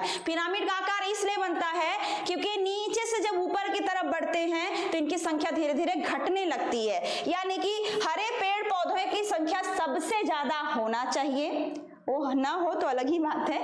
उसके बाद शाकाहारी का उनसे कम, मांसाहारी का उनसे कम और उच्च मांसाहारी का उनसे कम होना चाहिए, ठीक है। ये पिरामिड जो है बस यही रिप्रेजेंट करता है, तो जरूरी है। समझ में आया? 3 नंबर वाले प्रश्न को कितने में लिखें? डायग्राम दिया है, साथ में 2 पेज कम से कम उसको कर लो, ठीक है। 2 पेज का मतलब है, मैं इसको बताऊंगी, ये देखो जैसे ये कॉपी है आपकी, है ना, ठीक है। तो आपने यहाँ पे क्वेश्चन लिखा, क्वेश्चन लिखने के बाद आपने डायग्राम बनाया, डायग्राम बनाने के बाद वो डायग्राम हो गया। कोशिश करना कि यहाँ पर डायग्राम बस इतने में ही डायग्राम ही कवर हो, ठीक है, नीचे 1-2 लाइन छोड़ ही देना, ठीक है। अब यहाँ से लिखना शुरू करना, 1 पेज ये जाओ, 1 पेज ये जाओ, इतना कवर कर लो, ठीक है। और अगर मैं थोड़ा सा उसको डिटेल नहीं कर पा रहे हो, थोड़ा कम पड़ रहा तो आधा इधर से कवर कर सकते हो, ठीक है, इससे ज्यादा नहीं करना, ठीक है। चलो, गुड मॉर्निंग बच्चा, समझ में आया? तो समष्टि में बस यही चीज होती है कि कोई एक्चुअल में पिरामिड थोड़ी बनता है। और जब समष्टि में ये देखा जाता है कि एक वृक्ष पर वो जैव संख्या का दिखाया गया है कि जैव संख्या का एक वृक्ष पर कैसा पिरामिड बनता है, तो ये उल्टा बनता है। जैव संख्या यानी जीवों की संख्या, ये जैव संख्या मतलब जीवों की संख्या है बच्चा। इसका मतलब कि एकल वृक्ष यानी कि पेड़ एक ही है,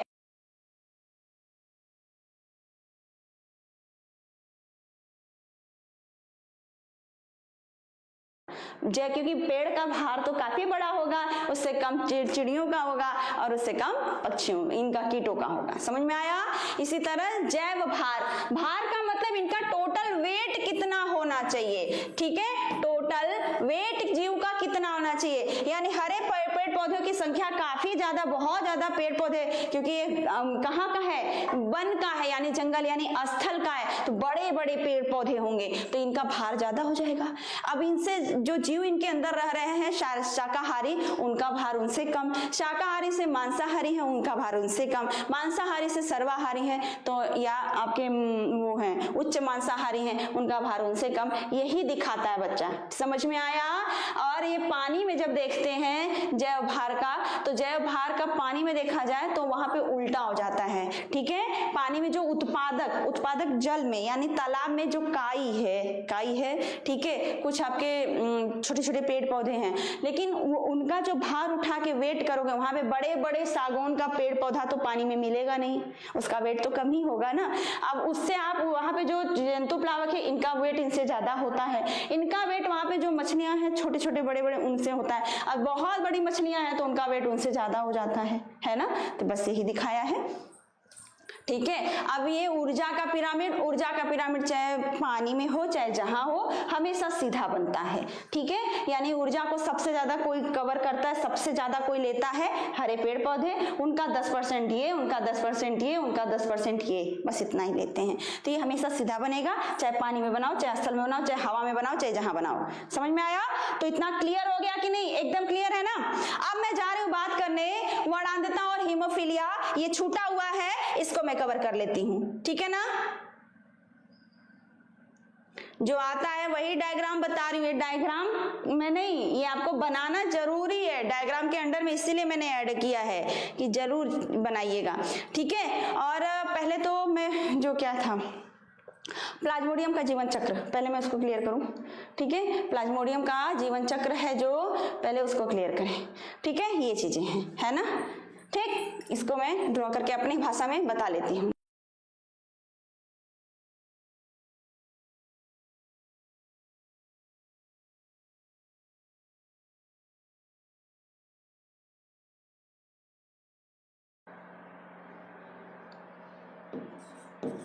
प्लाज्मोडियम का जीवन चक्र हो गया ना, ठीक। करना कैसे है, ठीक है, मनुष्य को ना,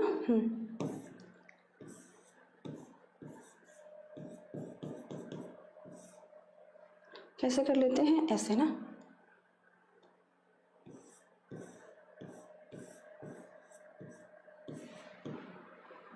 एक मिनट बच्चा, थोड़ा सा डायग्राम में गड़बड़ी चल रही है, ठीक है। इस तरह से है ना,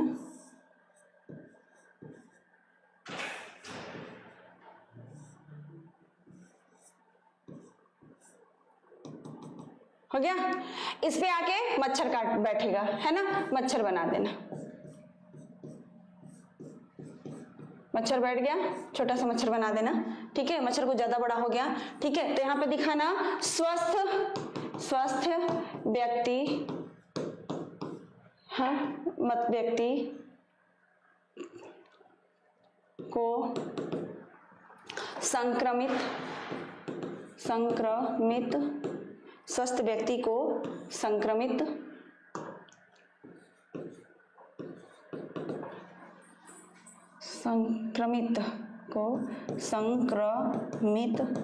मच्छर के द्वारा काटा जाना,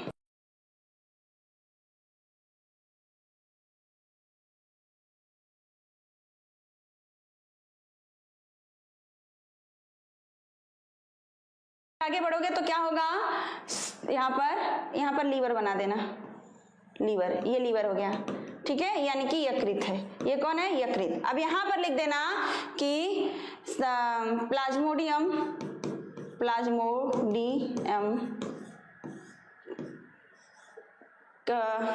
प्लाज्मोडियम का यकृत में पहुंचना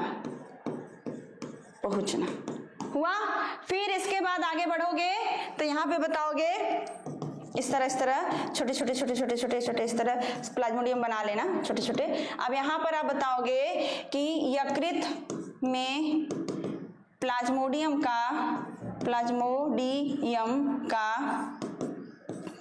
का, ठीक है ना, अलैंगिक जनन, ठीक है, अलैंगिक जनन। फिर आगे बताओगे कि यहाँ से अब आरबीसी आ जाएंगे, कौन ही आया आपका, आरबीसी, ये कौन है, आरबीसी है, ठीक है। अब यहाँ बताओगे कि प्लाज्मोडियम छोटा कर देते हैं ना, बहुत बड़ा इतना बड़ा लिखना थोड़ा वो रहा है, ठीक है। प्लाज्मोडियम का आरबीसी पर आक्रमण, ठीक है। अब यहां से निकल गया। अब यहां पर क्या करोगे, बताओगे कि आरबीसी में, यानी कि ब्लड में, ठीक है ना, आरबीसी के कोशिकाओं में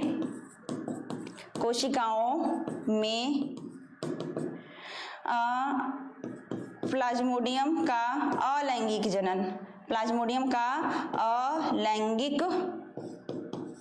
जनन, ठीक है, अलैंगिक जनन। फिर यहाँ पर बताओगे कि अब इनकी संख्या काफी ज्यादा बढ़ गई, ठीक है। फिर आरबीसी में हम क्या करने वाले हैं बच्चा, थोड़ा सा हम इधर एरो नहीं देंगे, इधर, ठीक है। अब यहाँ पे संख्या बढ़ गई, ठीक। अब फिर बताओगे आरबीसी ही चलेगा, ठीक है, आरबीसी ढेर सारे हैं। तो यहाँ पर बताओगे कि रुधिर में ये है, इसके बारे में है, रुधिर में, हाँ, इधर ही लिख दें, हाँ, रुधिर में प्लाज्मोडियम का, ठीक है ना, प्लाज्मोडियम के युग्मक का निर्माण,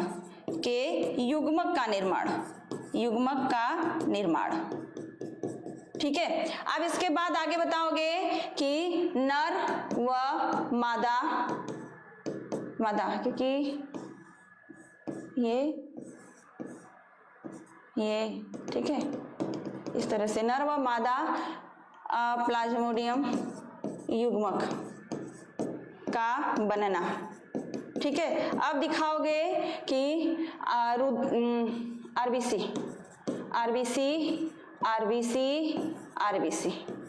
ठीक है। अब यहाँ पर दिखाओगे कि रुधिर में लैंगिक जनन,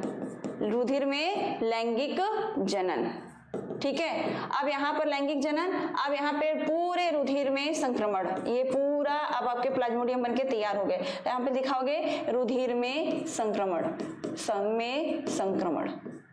ठीक है, संक्रमण, ठीक। अब यहाँ पर आप दिखा दोगे, इसको दिखाना होगा तो संक्रमित व्यक्ति,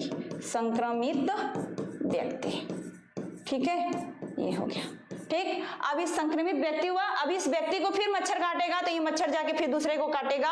अब यहाँ से फिर से ये प्रोसेस शुरू हो जाएगा। आप यहाँ पर देखो कि मच्छर जो था, प्लाज्मोडियम जब तक था अलैंगिक जनन, तो 2 प्रोसेस किया था ना, ध्यान देना। ये सारा प्रोसेस बढ़ा है। सही है।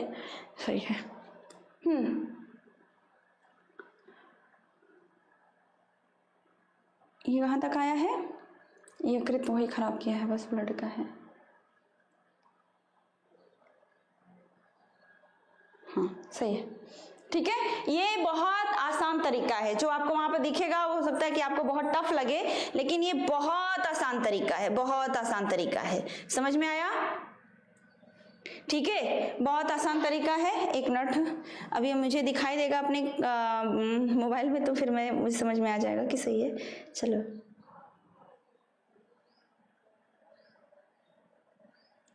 हाँ देखें, 1 मिनट मैं जूम करके थोड़ा देख लेती हूँ कि अच्छे से दिख रहा है कि नहीं। बच्चा दिख रहा है, साफ ही लिखा है मैंने। आप अच्छे से पढ़ोगे तो आपको अच्छे से समझ में आ जाएगा कि क्या लिखा गया है, ठीक है। एकदम साफ लिखा है, अच्छे से दिख रहा है, चलो कोई दिक्कत नहीं है। हाँ क्लियर हुआ। इसके बाद आपका कहाँ से था, यकृत में अलैंगिक जनन कहाँ तक हुआ है, अलैंगिक युग्मक का निर्माण, ठीक है, यहाँ तक, यहाँ से लेके स्वस्थ मच्छर तक का, ठीक है ना, व्यक्ति में पहुंचना, युग्मक का निर्माण हमारे। हाँ, यहाँ तक में आप देखोगे कि यहाँ पर आपके बीजाणु के फॉर्म में काम कर रहे हैं। यहाँ पे कोई आपके वो नहीं बने हैं, बीजाणु के फॉर्म में ही चल रहे हैं। बीजाणु जनन यहाँ चल रहा है और युग्मक जनन यहाँ पर, जैसे ही युग्मक का निर्माण हुआ, लैंगिक जनन शुरू हो गया, तो ये यहाँ पर है युग्मक जनन। युग्मक जनन का मतलब होता है युग्मक के निर्माण से लेकर ये युग्मक जनन होता है, और उसके पहले जब ये युग्मनज बन के बीजाणु के फॉर्म में काम किए तो ये बीजाणु जनन। यानी प्लाज्मोडियम 2 तरह से काम कर रहा है। शुरुआत में अलैंगिक करेगा तो बीजाणु जनन आएगा, और जब आपको वो लैंगिक करने लगेगा तो युग्मक जनन आएगा। युग्मक जनन का मतलब यहाँ पर होता है कि ये लैंगिक जनन करेगा। क्या करेगा? लैंगिक जनन करेगा। कौन सा करेगा? लैंगिक जनन करेगा, ठीक है। और जब ये आपके बीजाणु जनन का मतलब है यहाँ तक अलैंगिक जनन हुआ है, यहाँ तक अलैंगिक जनन हुआ है, यही चीज समझा रहे हैं और कुछ नहीं है। इस तरह आप बना सकते हो, ठीक है। आ जाते हैं नेक्स्ट में हीमोफीलिया वर्णांधता में, फटाफट समझा लेते हैं उसको, हीमोफीलिया और वर्णांधता को, ठीक है। ध्यान दीजिएगा, आसान है, कुछ ज्यादा नहीं करना है, एकदम शॉर्ट भाषा में समझाने वाले हैं, ध्यान दीजिएगा, ठीक है। तो पहले तो मैं हेडिंग कर लूं, वर्णांधता, ठीक है, वर्णांधता, ठीक है ना, वर्णांधता समझ लेना, और इसके बाद मैं समझाऊंगी आपको दूसरा, ठीक है। एकदम शॉर्ट में समझाने वाले हैं। वर्णांधता है क्या, इसे क्या कहते हैं? लाल हरा रोग। क्या कहते हैं बच्चा? लाल हरा रोग कहते हैं। समझ में आया? ठीक है। और ये क्या है? आपका लिंग सहलग्न बीमारी, यानी कि जो लिंग गुणसूत्र पर लगकर ये पीढ़ी दर पीढ़ी चलता है, ठीक है ना। तो इसे क्या कहेंगे? लाल हरा रोग कहते हैं। क्या है ये? लिंग सहलग्न विकार, ठीक है ना। और क्या है ये, लिंग संलग्न विकार है। समझ में आया। इसकी खोज किसने की थी बच्चा, हॉर्नर नाम के वैज्ञानिक ने किया था ना, हॉर्नर ही नहीं किया था ना, हॉर्नर ही किया थे।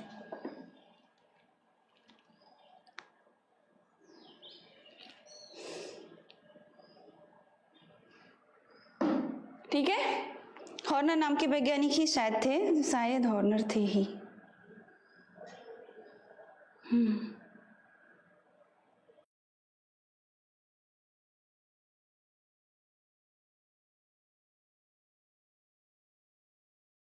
हॉर्नर, ठीक है ना, खोज किए थे।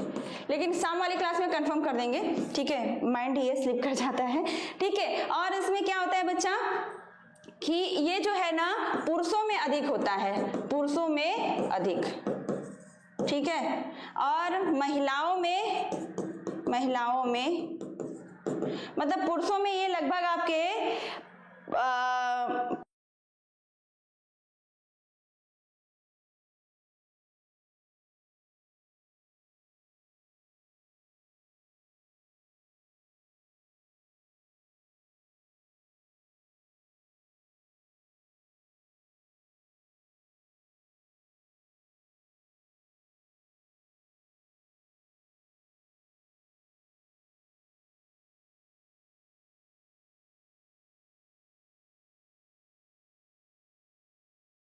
8%, लगभग 8% पुरुषों में देखा गया है, और महिलाओं में लगभग जो देखा गया है बच्चा बहुत कम 0.4% देखा गया है, महिलाओं में 0.4% देखा गया है।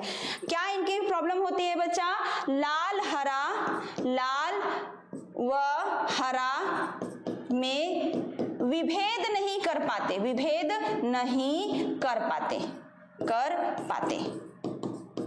चीजें क्लियर हुई, आगे बढ़ते हैं, ठीक है। देखो और इनकी क्या प्रॉब्लम होगी, ये पेंटर, ड्राइवर, ठीक है, ड्राइवर, हाँ, और रेलवे में गार्ड, रेलवे में, देखो हट गया, रेलवे में गार्ड, ठीक है, या फिर जो वो होते हैं ना मर्चेंट में भी आते हैं ना, तो उनमें भी इनको नौकरी नहीं मिलती है ये, ठीक है। और पेंटर हो गया ना, इत्यादि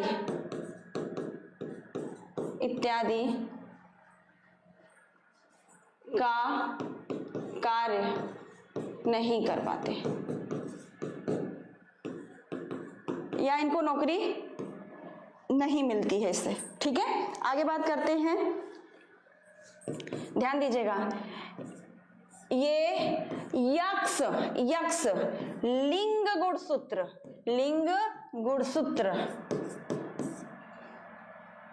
एक मिनट, हाँ, इसके कहते हैं ना, मेरा दिमाग जो है ना मेरे पेन से बहुत तेज चलता है, इस वजह से मेरा भागता रहता है दिमाग, ठीक है। इसके एक्स लिंग गुणसूत्र, स्टेटमेंट ही नहीं बन पा रहा है, अब सही है। इसके एलिल, ठीक है, यक्ष गुणसूत्र पर एलिल यक्ष, ध्यान देना, एक्स लिंग गुणसूत्र पर उपस्थित होते हैं, ध्यान देना, अब सही है, उपस्थित होते हैं, ठीक है ना, ध्यान दीजिएगा, ठीक है ना। आगे लिखना, हम जानते हैं कि एक्स के उपस्थिति में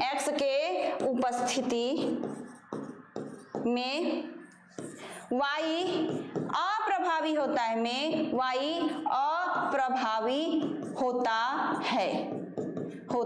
है, ठीक है, ध्यान देना इतना चीज, ठीक है, होता है। अतः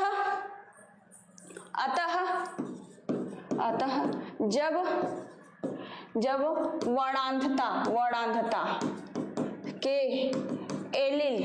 वर्णांधता के एलिल यक्ष ऐसे के साथ लगते हैं तो पुरुष पुरुष में ये प्रभावी हो जाता है, प्रभावी हो जाता है। ठीक है, आगे, परंतु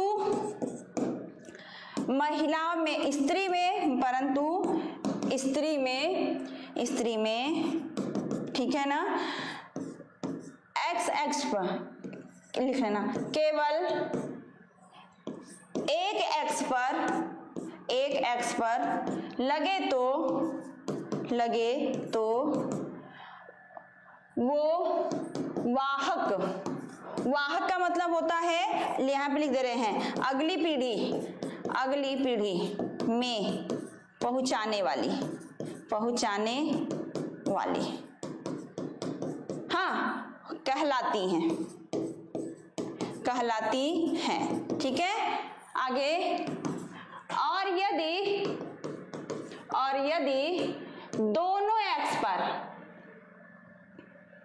और यदि दोनों एक्स ठीक है ना, एक्स पर, ठीक है ना, दोनों एक्स पर, ठीक है, एक्स पर वर्णांधता के एलिल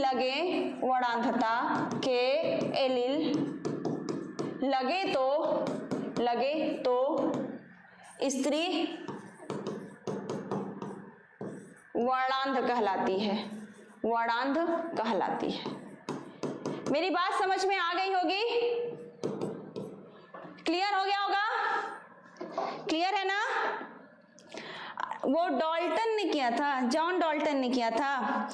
डॉल्टनिज्म इसीलिए इसको कहा भी जाता है, इस बीमारी को प्रोटोनिज्म या डॉल्टनिज्म भी कहा जाता है।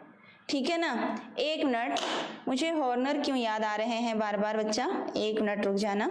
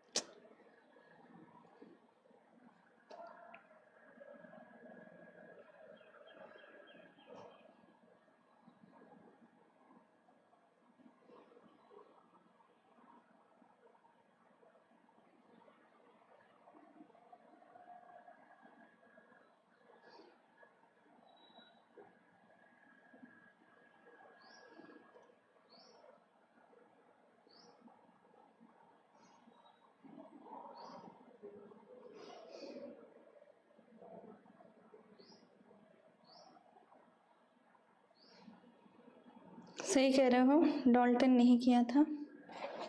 हॉर्नर क्यों याद आ रहे हैं? हॉर्नर भी कुछ किए थे, अभी मुझे इसका क्लियर नहीं हो रहा। हॉर्नर बताएंगे क्या किए थे। ठीक है, काम मैंने लिखा था बच्चा, उसको मैं सही करूं। डॉल्टन ही आ रहे हैं बार बार। हॉर्नर, हाँ चलो मैं इनको सही कर देती हूँ। ठीक है, थैंक यू इरशाद, आपने बताया। ठीक है, जॉन डॉल्टन इनका नाम है। चलो, डॉल्टन ने किया खोज। ठीक है, चलो, इस रोग को प्रोटेनिज्म भी कहते हैं, डॉल्टेनिज्म भी कहते हैं, लाल हरा वर्णांध भी कहा जाता है।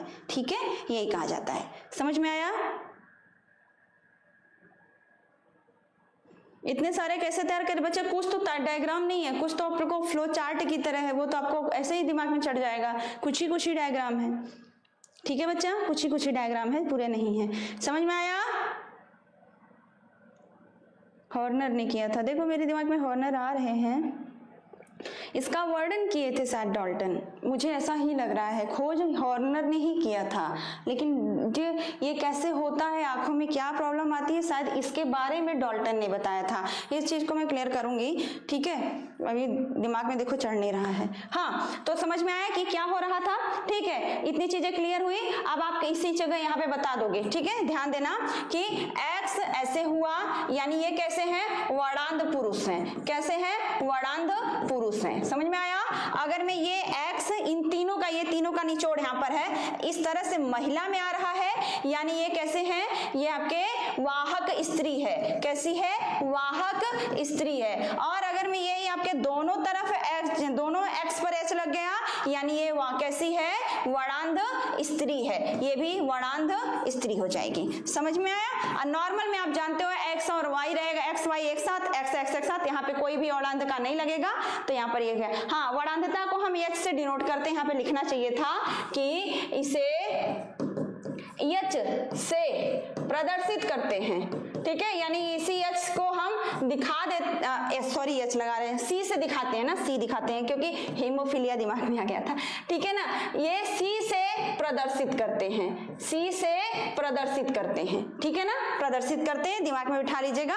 यहाँ पे भी सही करें, हीमोफीलिया दिमाग में चल रहा है क्योंकि वो भी बताना है ना, ठीक है। ये सी से प्रदर्शित करते हैं, अगर इसका एलील वहां पे लग गया, यहाँ पे भी हर जगह गलत किए हैं ना, सॉरी, ठीक है। तो जहां ये लग गया तो समझ लो कि वो पुरुष कैसा होगा, वर्णांध होगा, क्योंकि वहां पे एक्स ही प्रभावी होता है, वाई प्रभावी नहीं होता है, तो एक्स ही अपना पूरा रूप दिखाएगा। हाँ, जहां पे दोनों एक्स है, आधा दिखा रहा है आधा नहीं दिखा रहा है, तो वो सिर्फ वाहक होगा, बाकी नॉर्मल जिंदगी जिएगी वो स्त्री, उसको कोई दिक्कत नहीं है। लेकिन दोनों एच पे अगर, दोनों एक्स पर अगर में सी लग गया बच्चा, तो दोनों एक्स लगने पर ये वर्णांध स्त्री हो जाती है। समझ में आया। अब इनका हम वो दिखा देते हैं कैसे क्रॉस होगा, ठीक है। देखो जैसे कि है वर्णांध पुरुष ले लो, ठीक है, वर्णांध पुरुष है। अब वर्णांध पुरुष है तो जाहिर सी बात है कि ये इसी तरह से होगा ना, इस तरह से, ठीक है। और सामान्य स्त्री है, सामान्य स्त्री है, तो जाहिर सी बात है कि इसके कहीं पर भी कोई कुछ नहीं लगा रहेगा, है ना। अब इनसे युग्मक बनेगा तो ये दो युग्मक बन जाएंगे, यहाँ युग्मक बनेगा तो यहाँ पे भी दो युग्मक बन जाएंगे, है ना। जब इनके बीच में संकरण होगा तो करा के आप देख लेना, ठीक है। देखो ये है एक्स और सी वाले और वाई फ्री, वहां पर एक्स है और एक्स है, यहाँ पे कुछ भी नहीं है क्योंकि सामान्य है, ठीक है। वाहक रहेगा तो खुद बोलेगा वाहक, ठीक है। अब यहाँ पे क्रॉस कराओ तो देखो इस पिता में था ना, पिता में था, तो इनका जो यक्ष है इनके साथ मिला, ये पुत्री कैसी हो गई, वाहक, पुत्री कैसी हो गई, वाहक हो गई बच्चा, ठीक है। अब ये एक्स और वाई मिला, यानी कि लड़के में कुछ नहीं गया, ठीक है। फिर ये माता का एक्स इस वाई से मिला, यानी जितनी लड़कियां होंगी, इसीलिए कहा जाता है लड़कियां जो होती है पिता की तरह, और जो लड़के होते हैं माँ की तरह, समझे। तो देखो ये इस तरह का है, बस यही, यानी यहाँ पर आप देख रहे हो कि जो ये दो यहाँ पे लड़कियां दिखी हैं, ये क्या है, आपके वाहक स्त्री हैं, वाहक पुत्री हो जाएगी, पुत्री होगी ना यहाँ पे, वाहक पुत्री। और ये दो लड़के जो होंगे ये सामान्य होंगे, क्योंकि इनके कहीं पर भी नहीं है, सामान्य पुत्र, ठीक है। इस तरह चलता है। अब बात कर लेंगे फटाक से हीमोफीलिया का। हीमोफीलिया का क्या है, हीमोफीलिया फटाफट इसके बारे में भी बता लेते हैं। हीमोफीलिया, ठीक है। हीमोफीलिया कैसा रोग है बच्चा, इसे ब्लीडर रोग भी कहते हैं, ब्लड का निकलना ब्लीडर रोग कहते हैं। ये भी बिल्कुल उसी तरह चलता है, बिल्कुल उसी तरह चलता है। ये क्या है कि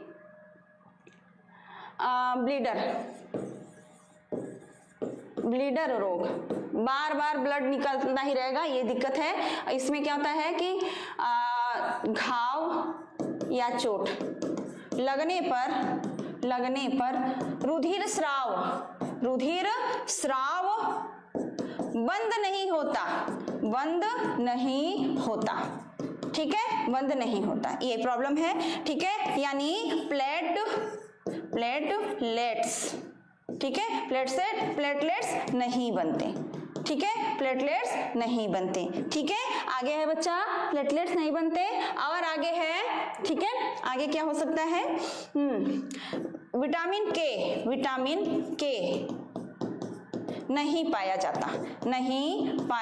जाता, ठीक है। आगे है इसे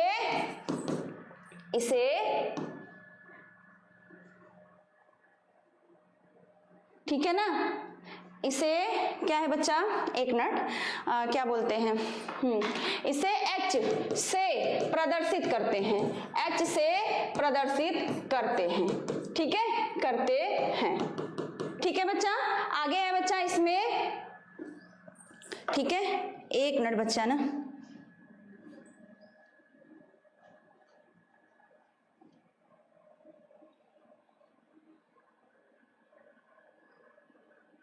ठीक है।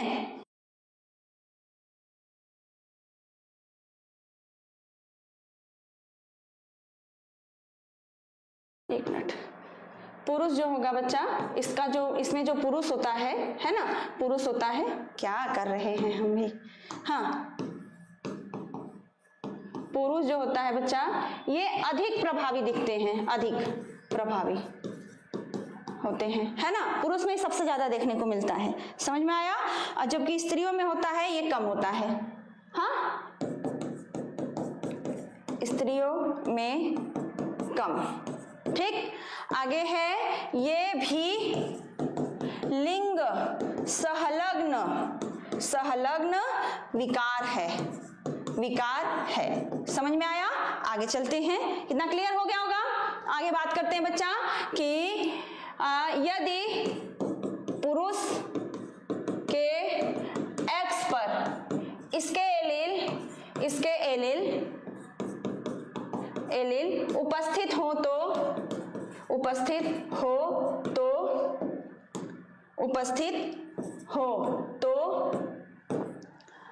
क्या कहलाएगा वो, हीमोफिलिक कहलाता है, हीमोफिलिक कहलाता है, हीमोफिलिक कहलाता है, ठीक है। तो क्या होगा, इसको रिप्रेजेंट करते हैं इस तरह से, समझ में आया।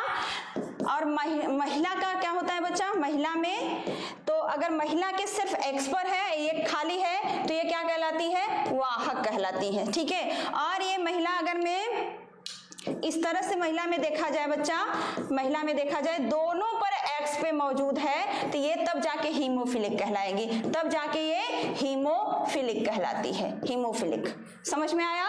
इस रोगी को हीमोफिलिक रोगी कहते हैं और इस रोग को हीमोफिलिया कहते हैं, ठीक है ना, समझ में आया ना, क्लियर है। किस रोग के बारे में हॉर्नर ने बताया था, मुझे मालूम है, वो मुझे एकदम क्लियर भी था, वर्णांधता को हॉर्नर ने ही बताया है, बस एक्सप्लेन डॉल्टन ने किया है, एकदम मतलब मैं सही हूं, चलो अच्छी बात है, ठीक है, क्लियर है ना।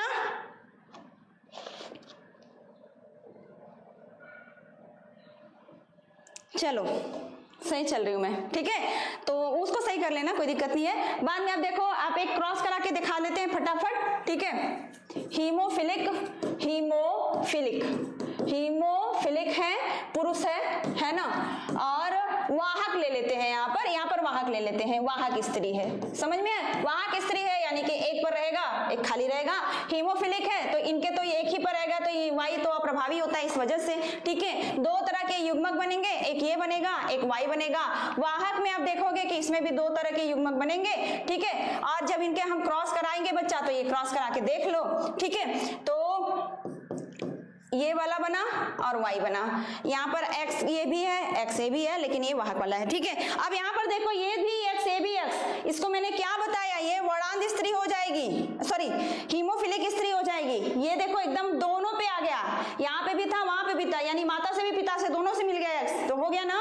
और यहाँ से जब पुत्र में मिला तो पुत्र भी वाहक हो जा, वो हीमोफिलिक हो जाएगा, पुत्र भी हीमोफिलिक हो जाएगा।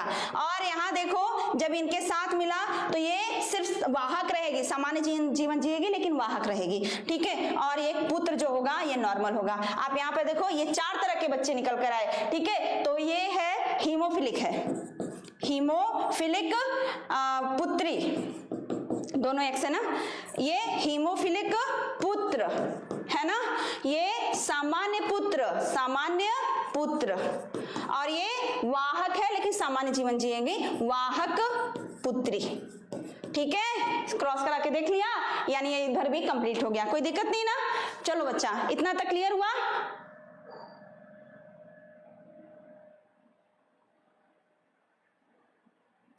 चलो ठीक है बच्चा, हॉर्नर के बारे में हम चेक कर लेंगे, हमको उड़ा देता, मैं खुद ही डाउट है, जब मुझे डाउट होता है ना तो मैं थोड़ी परेशान हो जाती हूँ, ठीक है। चलो तो अभी के लिए बच्चा इतना ही, मिलते हैं नेक्स्ट वाली क्लास में। कैसा लगा क्लास जरूर बताइएगा, ठीक है। इवनिंग टाइम में आपको ये क्लियर करके मैं बता दूंगी, ठीक है, मुझे खुद ही थोड़ा सा हो रहा है डाउट। चलो ओके बच्चा, तो कैसा लगा क्लास जरूर बताइएगा, लाइक शेयर कमेंट कर लीजिएगा, नए हो तो सब्सक्राइब भी कर लीजिएगा, क्योंकि अभी ये रनिंग चलेगा, जबरदस्त चलेगा, अब तो और भी ज्यादा अच्छा चलने वाला है, ठीक है। तो ठीक है बच्चा, और तब मिलते हैं शाम की क्लास में 6 बजे से 9 बजे तक वाली क्लास में, ओके। अभी के लिए इतना ही, हैव नाइस डे एवरीवन।